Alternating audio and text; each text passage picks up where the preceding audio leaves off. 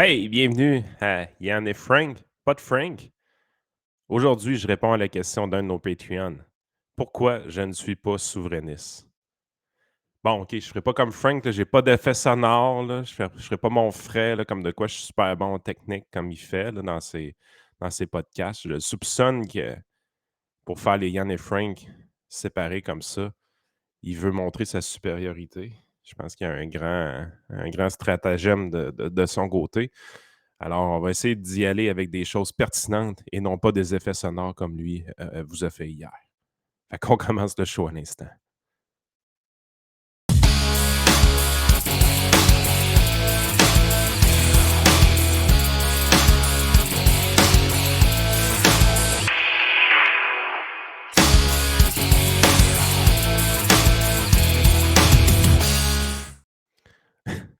Des fois, le monde pense que je suis sérieux quand je dis des niaiseries de même. Gardez une chose en tête, ça arrive souvent que je me fais des scénarios dans ma tête et que la compétition entre moi et Frank, il n'y en a pas. Là. Ça n'existe pas. Je trouve ça drôle des fois de dire des niaiseries de même. Pourquoi je suis souverainiste? Bon.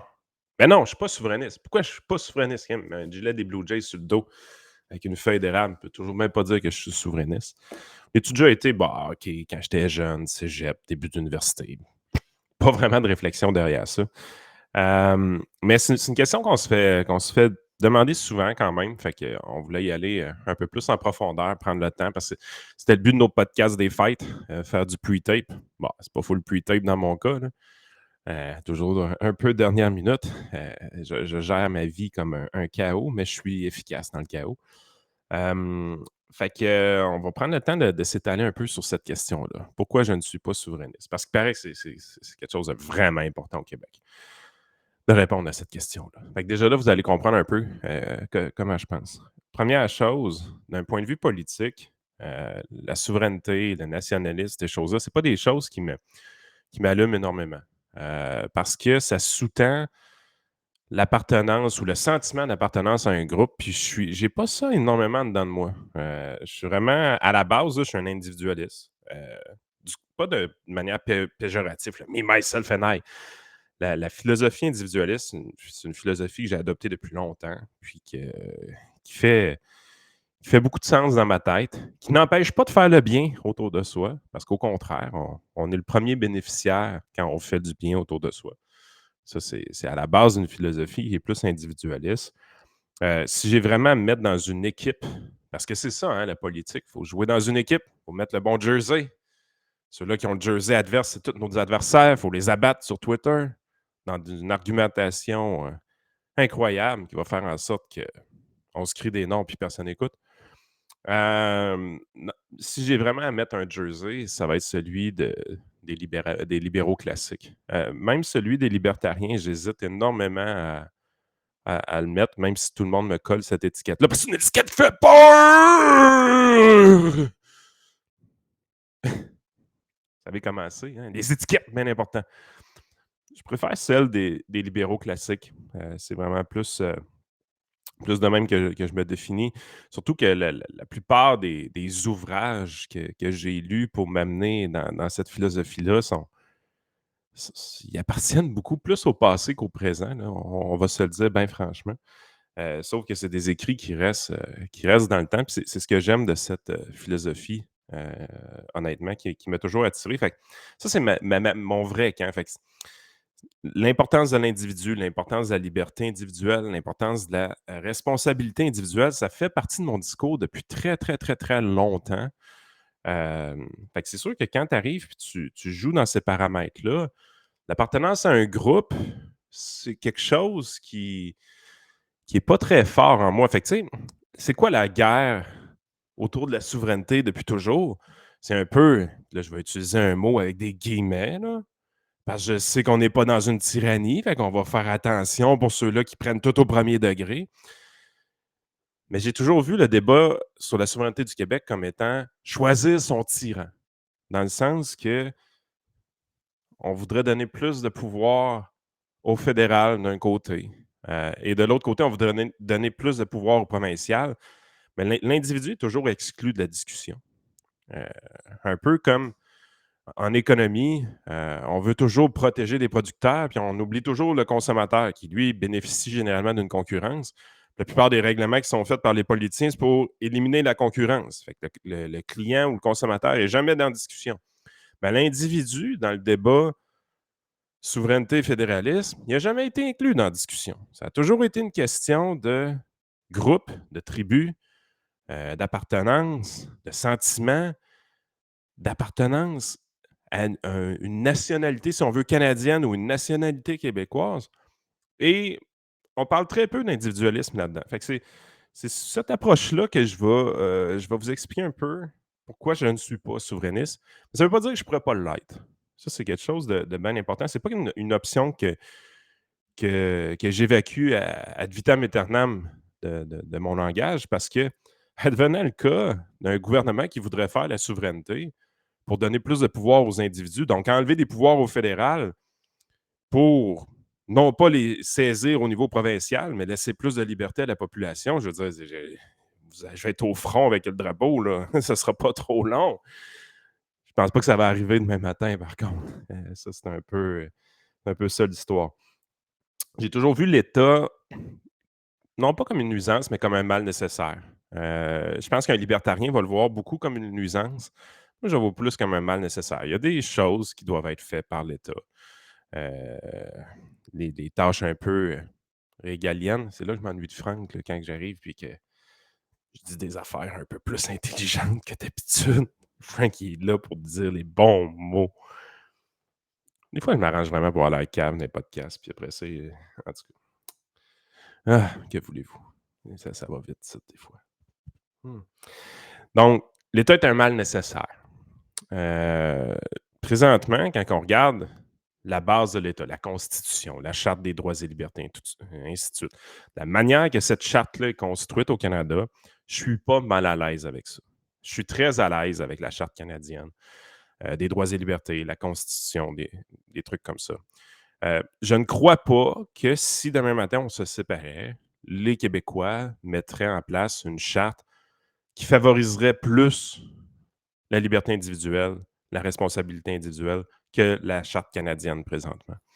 En fait, même depuis quelques années, j'ai des forts doutes qu'on en serait capable. J'ai l'impression qu'on donnerait plus de pouvoir à l'État qu'on devrait lui en donner. On laisserait tomber plusieurs contre-pouvoirs. Si vous regardez au niveau fédéral, il existe encore un Sénat. Ouais, mais le Sénat, ça ne sert à rien. Non, non. Le Sénat est généralement inutile, puis c'est une bonne chose. C'est parce qu'il existe que les politiciens se restreignent un peu, parce qu'ils savent qu'un projet de loi pourrait être bloqué au Sénat. S'il n'y avait pas le Sénat, ils feraient des affaires bien pires que ce qu'ils font présentement. Un peu la même chose avec le gouverneur général, qui est le représentant de la reine. Il y a des pouvoirs, ce gouverneur général-là. Il semble être très symbolique, mais il est très symbolique parce que justement, on a une démocratie qui opère de la bonne façon présentement. Si ça l'avait à déraper, ce serait extrêmement important d'avoir un représentant de la reine ou du roi qui se servirait de ces fameux pouvoirs-là qui ont l'air d'être symboliques.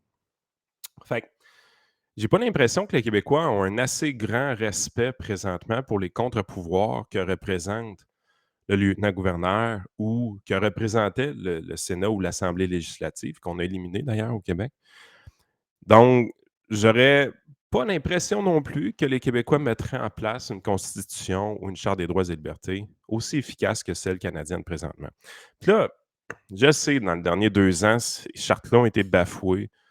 Il y a des recours collectifs probablement qui vont arriver dans le futur, qui vont se rendre en Cour suprême par rapport à ce qui s'est passé dans les derniers 2 ans. On va avoir à tester cette charte canadienne des droits et libertés-là avec ce qui s'est passé dans la pandémie. Mais mettons ça un peu de côté. C'est plus profond que ça, le débat. Euh, je pense qu'on vit dans un état de droit au Canada qui est quand même assez efficace et qui favorise d'une belle manière les libertés individuelles quand même. Et la souveraineté du Québec n'irait pas vers plus de liberté individuelle. En tout cas, j'en serais vraiment surpris. Fait que ça, c'est un des freins majeurs que j'ai avec la souveraineté, en toute honnêteté. Ensuite de ça, je vois aussi certains avantages à un État fédéral. Par exemple, il y a des tâches vaut mieux faire partie d'un grand ensemble que d'un petit ensemble. Par exemple, la monnaie. La monnaie, définitivement, je pense qu'on est plus efficace avec une monnaie canadienne qu'avec une monnaie québécoise. On a juste à regarder en euros, par exemple, en euros, en Europe, avec l'euro, comment on a été chercher un outil qui est quand même assez intéressant avec l'euro côté monétaire pour faciliter les échanges entre les différents pays qui font partie de l'Union européenne. C'est pas parfait, l'Union européenne, mais il y a beaucoup de liberté entre les pays dans cette Europe-là. Il y a beaucoup de gens, c'est extrêmement facile de traverser les frontières. Regardez juste comment c'est plus difficile entre le Canada et les États-Unis de traverser la frontière versus dans plusieurs pays d'Europe. Donc, je vois un certain avantage à faire partie d'un plus grand ensemble. Définitivement, le Québec pourrait être un pays et avoir une monnaie qui fait partie d'un plus grand ensemble. Ça, c'est quelque chose qui est définitivement pas exclu. Mais présentement, la monnaie canadienne, c'est quelque chose, je trouve, qui est correct pour le Québec. Puis oui, il y a des moments dans le temps où c'est plate. Cette monnaie-là est évaluée plus cher parce qu'on exploite beaucoup de pétrole, le prix du baril est plus élevé, des choses comme ça. Ça nuit aux exportateurs québécois. L'inverse est aussi vrai à l'occasion. Quand le baril de pétrole s'affaiblit, ben, les exportateurs québécois en bénéficient généralement. Mais encore là, regardez ce que j'ai dit un peu au début du podcast. On parle juste des exportateurs ou des fournisseurs. On ne parle pas des clients. Quand la monnaie est plus forte, un des grands bénéficiaires de ça, c'est le Québécois qui consomme des produits importés. Lui, on n'en parle jamais. Fait que, tu sais, une monnaie plus élevée à cause d'un baril de pétrole qui est en bonne santé, oui, ça nuit aux exportateurs québécois, mais il n'y a pas juste des exportateurs au Québec. Il y a aussi des consommateurs. Puis eux, ils en bénéficient. Fait que, en tout cas, l'armée et la défense, même principe. Je pense qu'on a avantage à faire partie d'un État fédéral qui est plus large, tout simplement de ce côté-là. Puis même quand tu regardes le Canada au niveau de l'armée, ben, on fait partie de l'OTAN parce que si on était tout seul, honnêtement, ça ferait dur. Fait qu'il y a réellement un avantage à cette confédération-là. Encore là, on n'est pas obligé d'être au Canada pour faire ça. Il y aurait possibilité que le Québec fasse partie de l'OTAN, par exemple, et également de son côté. Encore là, est-ce qu'on voudrait faire partie de l'OTAN? J'ai beaucoup de doutes sur nos politiciens québécois s'ils comprennent bien ces enjeux-là internationaux. Au niveau des relations internationales, le Québec a tout dédoublé à peu près déjà, là. Oui, on n'a pas nos ambassades, mais on a nos petits bureaux là, avec le ministère des Affaires étrangères qui ne sert strictement à rien dans ma tête. Il y a, je pense 160 millions de budget ou 160 millions. Ouais, je pense que c'est ça. Dans ce coin-là, peut-être 200 millions aujourd'hui, là, parce que c'est des vieux chiffres que j'ai en tête. Ça, c'est un ministère qui devrait débarquer dans ma tête, là. Le bureau à New York, là, on a été parqué à André Boisclair une couple d'années là, qui est allé faire la plante verte à New York. Je pense qu'on essayait de le cacher, hein, je ne sais pas pourquoi. Ça, c'est quelque chose qu'on devrait débarquer parce que présentement, le Canada joue ce rôle-là, puis ça va bien. Le Canada a ses défauts. Ce qui fait, par exemple, avec la loi de la santé, on va chercher un nationalisme canadien pour être différent des Américains avec un réseau universel public soviétique, monopolistique. Ça, c'est principalement dû au gouvernement fédéral. Bon, pas entièrement, là, les provinces, on va voir là-dedans un peu, mais la loi sur la santé canadienne est extrêmement restrictive pour les provinces. On utilise les transferts fédéraux pour manipuler l'opinion des provinces. Ça, c'est des choses qui m'écœurent au niveau canadien. Je ne dis pas que la Fédération canadienne est parfaite, là. S'il y avait un élément que j'attaquerais immédiatement demain matin, c'est définitivement celui-là. La loi canadienne sur la santé débarquerait pour laisser cette compétence-là entièrement aux provinces. Oui, il y aurait un avantage peut-être d'avoir Santé Canada qui approuve des médicaments ou des choses comme ça. Encore là, il y a des avantages à faire partie d'un ensemble plus grand. Ça, je pense que c'en est un. Mais de décider comment les provinces doivent fournir leurs services de santé, je pense que ce n'est pas le rôle du fédéral. Fait que, tu sais, il y a vraiment des choses comme ça. Il y a des ajustements qu'on devrait apporter à la Fédération canadienne, c'est définitif, mais je préfère aller du côté des ajustements à la Fédération plutôt que de sortir de la Fédération présentement. Je suis d'accord qu'on ait, par exemple, juste un rapport d'impôt. Ce rapport d'impôt-là devrait être provincial On devrait payer des plus gros impôts au Québec et des beaucoup plus petits impôts au fédéral. Parce que toute cette notion-là de transferts fédéraux et de péréquation, c'est des choses qui débarqueraient dans ma tête. Je ne crois pas que c'est des choses qui sont importante pour une fédération comme celle du Canada. Et surtout, je crois que c'est des moyens qui sont contre-productifs. On l'a vu avec la santé, on sert des transferts fédéraux pour faire du chantage aux provinces. On s'est servi dans la COVID de budget qui était octroyé aux provinces pour mettre en place des passeports vaccinaux à l'ordre de 1 milliard de dollars à peu près par province qui mettaient en place les trucs. Fait que ce chantage-là fiscal qui est fait par le fédéral avec ses impôts beaucoup trop grands qui sont perçus à son palier de gouvernement par rapport aux services réellement rendus, ça, je trouve que c'est un problème. C'est quelque chose que j'aimerais qu'on corrige dans la Fédération canadienne. Euh, Dans le sens que s'il y a un palier de gouvernement qui doit rendre les services, c'est lui qui devrait taxer pour ce service-là.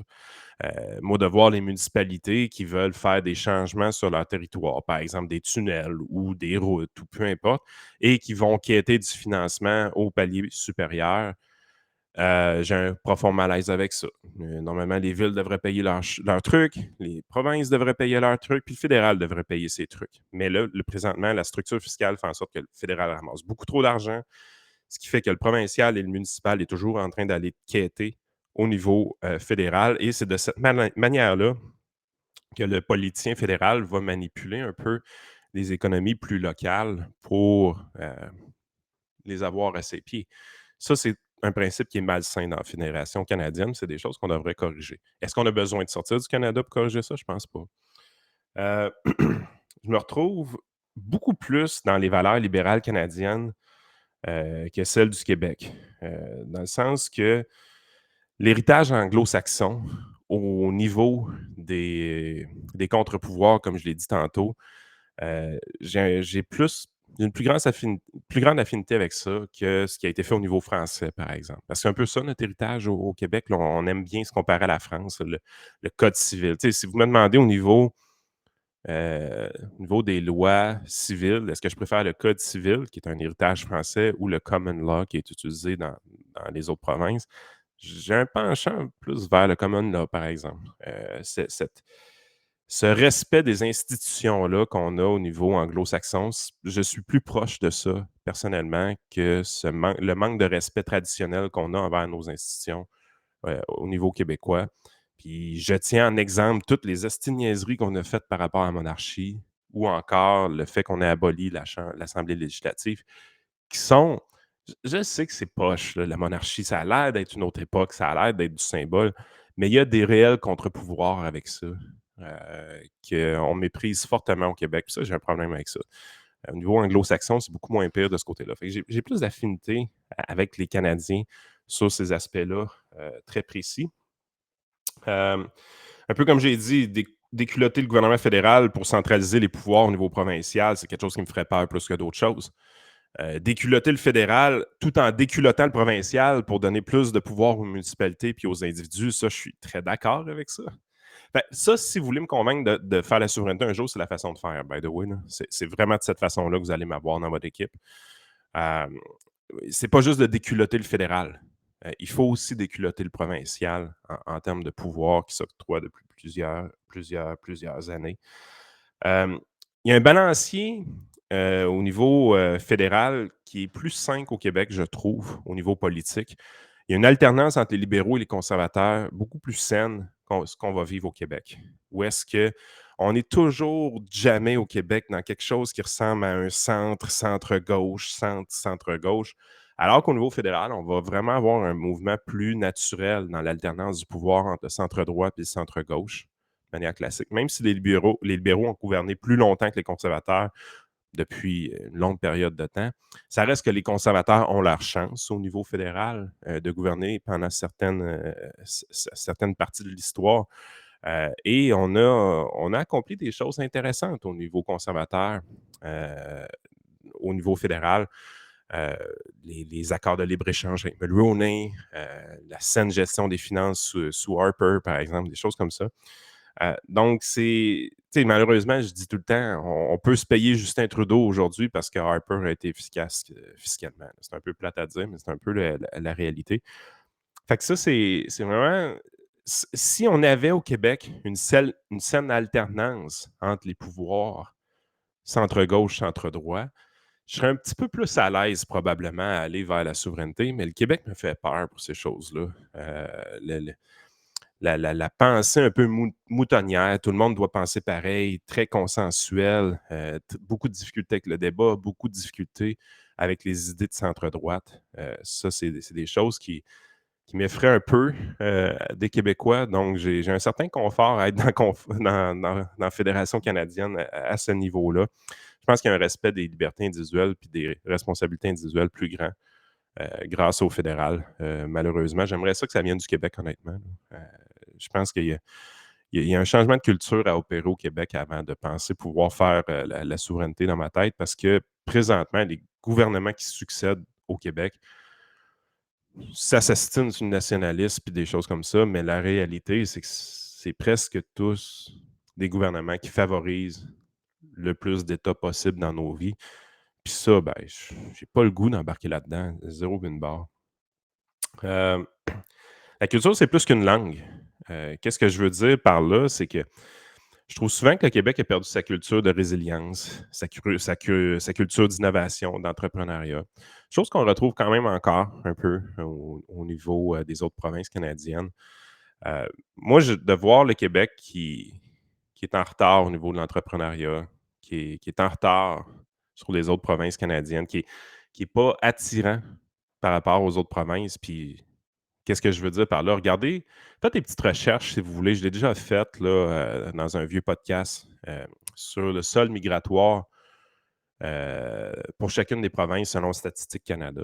Puis ce qui est vraiment capoté, c'est de voir comment que le sol migratoire au Québec est toujours négatif depuis le milieu des années 70. On a perdu tout près de 600 000 personnes dans la migration interprovinciale. Fait que là, on exclut l'immigration internationale. C'est vraiment la migration interprovinciale. Des gens du Québec qui quittent pour une autre province, des gens des autres provinces qui quittent pour venir au Québec. Un moins l'autre, qu'est-ce que ça donne? Bien, généralement, au Québec, c'est toujours un chiffre qui est négatif. Ça veut dire qu'au net, il y a toujours plus de Québécois qui quittent vers les autres provinces depuis le milieu des années 70. Milieu des années 70. ça, ça me fait halluciner. Puis ça, c'est une mesure d'attractivité dans ma tête.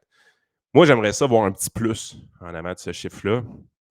J'aimerais ça voir plus de gens qui viennent des autres provinces s'établir au Québec que d'en voir des Québécois partir. Parce que dites-vous tout le temps une affaire. C'est quel Québécois qu'on perd? Est-ce que c'est les plus ou les moins productifs? Bien évidemment, on perd les plus productifs. Euh, Puis c'est la raison pourquoi on voudrait avoir un sol migratoire interprovincial positif. Parce que si ton sol migratoire est positif, ça veut dire que tu as été chercher des éléments très productifs dans les autres provinces puis les faire venir chez toi parce que tu étais attractif, tu étais intéressant, tu étais sexy. Ben ça fait longtemps que je n'ai pas vu le Québec vouloir compétitionner les autres provinces sur ce plan-là. On a un nationalisme ou un sens de la culture qui est très défensif. Ah, il faut protéger notre langue. Ah, il faut garder nos sièges sociaux au Québec. Mais c'est toujours dans une façon de penser comme comment est-ce qu'on pourrait les empêcher de partir? Comment est-ce qu'on pourrait les réglementer pour pas qu'ils partent? Comment est-ce qu'on pourrait les subventionner pour pas qu'ils partent? Plutôt que d'arriver à dire comment est-ce que je ferais pour être plus attirant pour qu'ils restent? Puis ça, c'est ce qu'on a perdu, j'ai l'impression, au Québec. Ce sentiment-là de vouloir s'améliorer, de vouloir monter dans les classements, de voir à peu près toutes sortes d'aspects, autant au niveau économique que social, puis dire on veut être numéro un. On veut arrêter de suivre la parade, on veut arrêter d'être au bas du peloton. On veut être numéro un dans plusieurs domaines. Puis ça ne viendra jamais du gouvernement. C'est pas lui qui doit subventionner. Vous allez voir, là, on va être bon en intelligence artificielle. On va subventionner plein de business qui sont bien chum avec Fitz. Vous allez voir, ça va marcher. Ça, c'est cave. La journée que le Québec va reprendre goût à la liberté, va reprendre goût à l'entrepreneuriat, à laisser la libre entreprise aller, à arrêter avec sa multiplication des formulaires et des fonctionnaires auxquels les entrepreneurs doivent faire affaire, j'ai l'impression qu'on va raviver un peu cette culture-là. On va redevenir séduisant, puis on va ramener des gens chez nous. Il y a beaucoup de gens qui parlent français qui sont en dehors du Québec. Là. Ils pourraient revenir aussi. Fait que c'est pas juste une question de langue. Ce sol migratoire-là interprovincial est extrêmement désolant à regarder et vous entendez jamais personne vous en parler. Fait que moi, avant de faire la souveraineté, là, j'aimerais pas mal plus qu'on fasse un gros effort pour attaquer ce sol migratoire-là, pour s'assurer de garder nos meilleurs éléments, puis surtout s'assurer d'attirer les meilleurs éléments des autres provinces pour qu'ils viennent chez nous. Puis ça, c'est pas avec des mesures défensives pour protéger une langue qu'on va y arriver. C'est en étant sexy. Tu sais, maintenant, là, faut arrêter d'être casse-couille puis de vouloir réglementer tout dans une maison. De temps en temps, il faut se maquiller un peu puis être sexy. Juste comme ça. Petite analogie. Ben sexiste pour faire capoter ben du monde. Et woke, là, 2022. Ça en va en 2023, ça va être encore plus woke. Bon. Le nationalisme canadien est plus positif que le nationalisme québécois qui est très défensif. Fait que c'est un peu ce que je viens d'expliquer. Trudeau et Legault, présentement, sont des adversaires aux idées libérales et au libéralisme dans les deux cas. Donc, tu sais, c'est pas savoir est-ce que le Canada est mieux que le Québec. C'est que présentement, je crois que Justin Trudeau nuit euh, à mes aspirations d'un pays libéral. C'est bizarre de dire ça avec un premier ministre libéral, mais c'est la réalité. Les idées libérales ont beaucoup de difficultés à vivre avec Justin Trudeau. Mais malheureusement, c'est pas en le remplaçant par François Legault qu'on va régler nos problèmes de ce côté-là. Fait que c'est pas attractif la souveraineté dans un contexte comme celui-là. Puis finalement, un peu comme j'ai dit, le cadre canadien présentement, il nuit pas à la quête du libéralisme. Puis quand je parle du cadre canadien, là, je parle de constitution, je parle de charte des droits et libertés, les fondements même de notre démocratie. Donc, je ne sens pas le besoin d'aller enlever ces pouvoirs-là au fédéral pour les donner entièrement au provincial. Surtout que je suis à peu près sûr que notre constitution québécoise serait beaucoup moins en faveur de la liberté individuelle. Fait que ça, c'est vraiment le thinking. Fait que c'est pas une position qui est remplie de haine puis qui est remplie d'amour pour le Canada, mon affaire. C'est réellement assez pragmatique pour dire, premièrement, c'est zéro une priorité dans nos vies. On a déjà tout ce qu'il faut entre nos mains pour s'améliorer, à part une chose. Ce qui nous manque présentement au Québec, c'est la volonté de vouloir s'améliorer. On est tout le temps en train de se plaindre. On est tout le temps en train de jouer à victime. On est tout le temps en train de trouver une raison qui justifie qu'on n'est pas tout à fait sa coche. On est tout le temps en train de justifier pourquoi on sous-performe. Mais tu sais, à un moment donné, il va falloir dire, OK, là, c'est assez. Là. Oui, oui, l'Alberta, on dit pétrole, là, mais il y a moyen de faire aussi bien qu'eux autres sur bien des aspects. Là. On peut-tu, genre, stepper up notre game un peu puis recommencer à compétitionner avec les autres? Ça vous tente dessus? Ouais, on n'est pas beaucoup, hein? Non, on n'est pas beaucoup. On n'est pas beaucoup. C'est pas grave. On s'amuse.